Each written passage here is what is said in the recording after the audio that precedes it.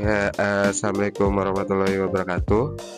Kita dari kelompok 4 ingin menyampaikan untuk pertemuan 18 tentang pengujian hipotesis regresi yang terdiri dari Divani, Muhammad Ragil Java, terus ada Jajang, Gladys, terus ada saya Wedatama, sama ada Wisnu. Oke, yang pertama tujuan pembelajaran. Poin pertama, memahami konsep dasar regresi sederhana dan berganda. Yang kedua, melakukan pengujian hipotesis regresi, uji T dan uji F, menginterpretasikan hasil pengujian, terus ada mengaplikasikan regresi dalam penelitian. Konsep dasar regresi, regresi sama dengan metode statistik untuk melihat pengaruh variabel bebas X terhadap variabel terkait Y. Dapat digunakan untuk mengetahui variabel yang berpengaruh, melakukan pemodelan estimasi dan peramalan. Jenis regresinya ada regresi sederhana, satu variabel X, regresi berganda lebih dari satu variabel X. Melihat pengaruh X terhadap Y dan memprediksi Y. Ada X dan Y koefisien regresi. Korelasinya mengukur kekuatan hubungan dua variabel setara koefisien korelasi R. Slide ketiga ada regresi sederhana. Model Y sama dengan A plus BX. Uji hipotesis menggunakan uji T untuk melihat apakah secara parsial X berpengaruh terhadap Y. Asumsi regresi sederhana ada 4 poin. Yang pertama, eksogenitas lemah, X tetap, Y-nya random. Terus ada linearitas. Ketiga ada variance error konstan. Yang keempat ada tidak ada autokorelasi atau untuk data time series. Asumsi-asumsi regresi, pertama model regresi ideal harus memenuhi. Yang pertama ada linear dalam parameter. Yang kedua, X tidak berkorelasi dengan error. Yang ketiga, rata-rata error sama dengan 0. Terus ada varian error konstan atau homoskedastistas. Kelima, tidak ada autokorelasi karena model dispesifikasi dengan benar. Yang ketujuh ada tidak terjadi multikolinearitas jika X lebih dari 1. Selanjutnya saya akan menerangkan tentang uji T regresi sederhana berganda. Digunakan untuk menguji pengaruh secara parsial variabel X terhadap Y. Langkah uji T, rumus hipotesis H0 dibagi B sama dengan 0. X tidak berpengaruh. H1 dibagi B sama dengan tidak sama dengan 0. X berpengaruh. Tentukan A sama dengan 5%. Hitung T, tentukan T tabel. Kriteria H0 ditolak jika T hitung lebih besar dari T tabel. Contoh kesimpulan uji T yaitu T hitung sama dengan minus 1259, T tabel sama dengan 2131 karena minus 1259 lebih besar dari minus 2131, yaitu HO diterima, artinya tidak berpengaruh signifikan terhadap harga saham. Yang selanjutnya yaitu regresi berganda. Model Y sama dengan A plus B1X1 plus B2X2 plus BNXN. Uji hipotesis utama menggunakan uji P. Uji P menguji pengaruh simultan semua variabel X terhadap Y. Uji asumsi klasik, regresi berganda wajib melalui uji normalitas, uji multikolinearitas, uji heteroskedastisitas, dan uji autokorelasi. Asumsi-asumsi regresi, model regresi ideal harus memenuhi, yaitu linear dalam parameter, X tidak berkorelasi dengan error, rata-rata error sama dengan 0, varian error konstan, homoskedastisitas, tidak ada autokorelasi, model dispesifikasikan dengan benar, tidak menjadi multikolinearitas jika X lebih besar dari 1. Tentang uji F simultan. Langkah uji F yang pertama itu rumusnya hipotesis H0 B1 sama dengan B2 sama dengan Bn sama dengan 0 atau tidak terpengaruh bersama-sama. Kalau H1 minimal 1 B ditolak sama dengan 0. Tentukan alfa sama dengan 5%.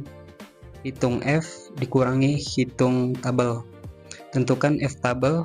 Kriterianya H0 ditolak jika F hitung lebih besar dari F tabel. Contoh kesimpulan uji F.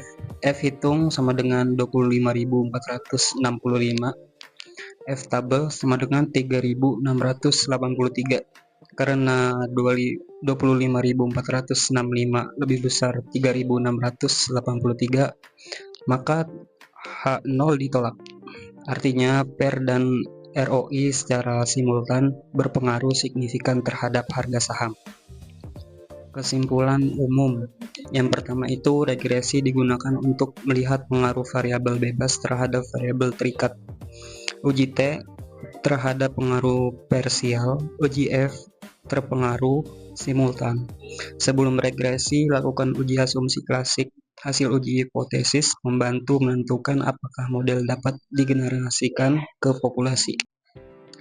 Oke, lanjut ke pertemuan 19, yaitu analisis regresi dengan variabel moderating. Tujuan pembelajaran kali ini untuk memahami perbedaan variabel moderating dan inverting. Kedua, menjelaskan fungsi variabel moderating dalam penelitian, lalu menerapkan analisis regresi moderasi dalam SPSS. Yang terakhir adalah membaca dan menginterpretasikan output regresi moderating.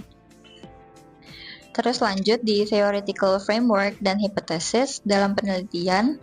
1. Menyusun preliminary research. 2. Melakukan literature review. 3. Merumuskan masalah. 4. Menyusun kerangka teori atau theoretical framework. 5. Menarik hipotesis yang akan diuji. Dan yang terakhir, kerangka teori dan hipotesis penting karena menghubungkan teori dengan model empiris yang akan diuji. Nah, yang sekarang ini ada jenis variabel dalam penelitian. Untuk yang pertama ada dependent variable atau variabel Y. Variabel utama yang menjadi fokus penelitian. Yang kedua ada independent variable atau variabel X. Variabel ini yang mempengaruhi besaran nilai Y. Dan yang ketiga ada moderating variable atau biasa di ininya M atau Z. Variabel yang memperkuat atau memperlemah hubungan antara variabel X dengan variabel Y. Dan yang keempat ada intervening atau mediating variable. Variabel perantara X dan M ke Y. Nah, untuk perbedaan moderating versus intervening, jenisnya ada jenis variabel, fungsi, ada posisi. Nah, untuk moderating itu fungsinya memperkuat atau memperlemah hubungan antara variabel X dengan variabel Y. Posisinya ada di antara X dan Y. Untuk intervening itu fungsinya menjadi perantara antara variabel X dengan variabel Y. Untuk posisinya sendiri dia ada di tengah seperti X, M, baru ke Y. Jadi dia sebagai perantara dari variabel X ke variabel Y. Sekarang langsung ke contohnya. Di sini ada contoh dari soal. Yang pertama yang kita ketahui, kepuasan kerja itu masuk dalam independent variable. Nah, untuk kinerjanya itu dia termasuk dalam dependent variable. Nah, ada kompensasi itu dia masuk dalam moderating variable. Artinya, pengaruh kepuasan kerja terhadap kinerja dapat menjadi lebih kuat atau lebih lemah tergantung tingkat kompensasinya. Sini ada mode regresi, moderating. Model analisis MRA atau Moderate Regression Analysis itu untuk rumusnya adalah Y sama dengan A tambah B 1 dikali X1 ditambah B2 dikali X2 dan B3 dalam kurung X1 dikali X2. Keterangannya X1 adalah variabel bebas dan X2 adalah variabel moderating serta X1 kali X2 itu adalah interaksi. Hipotesis moderating diterima jika B3 signifikan. Yang selanjutnya ada metode regresi moderating. Yang pertama ada MRA, itu multi regression analysis, menggunakan variabel interaksi X dikali Z. Nah, untuk metode ini dia rentan multi kolinearitas. Dan yang kedua ada absolute residual, itu moderating dihitung dari selisih absolute resiko multikolinearitasnya lebih rendah. Nah, untuk yang ketiga itu ada residual moderating. Menggunakan lack of fit 100% bebas multikolinearitas karena hanya satu variabel bebas. Yang selanjutnya ada langkah uji moderating di SPSS MRA. Masukkan data ke SPSS, terus buatkan variabel interaksi, transform, selanjutnya ke compute variable. Nah, untuk variabelnya XZ itu dijadiin X dikali Z untuk regresi satu model dasar. Nah, untuk yang variabel Y itu seperti yang tadi, itu dependent, X-nya independen.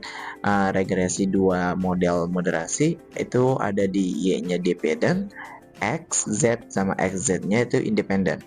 Lihat signifikan variabel XZ. Nah, selanjutnya ada pentingnya variabel moderating. Variabel moderating penting untuk yang pertama menjelaskan kondisi kapan sih pengaruh X terhadap Y menjadi lebih kuat atau lemah. Kedua, menguji model teori lebih dalam, dan yang terakhir membantu perumusan kebijakan yang lebih tepat. Contoh data moderating, yang pertama ada X sama dengan kepuasan, Y kinerja, Z kompensasi, XZ interaksi. Selanjutnya ada contoh persamaan regresi. Regresi sederhana dibilang seperti Y sama dengan A plus BX. Terus regresi moderating dalam kurung MRA, Y sama dengan A plus B1X plus B2Z plus B3XZ. Kesimpulannya, variabel moderating mengubah kekuatan hubungan X terhadap Y. Kedua, analisis dilakukan dengan menambahkan variabel interaksi dalam kurung X dan Z. Dan ketiga, moderasi diterima jika koefisiensi interaksi signifikan. Yang terakhir, SPSS digunakan untuk memudahkan proses analisis. Sekian presentasi dari kelompok kami, kurang lebihnya mohon maaf. Wassalamualaikum warahmatullahi wabarakatuh.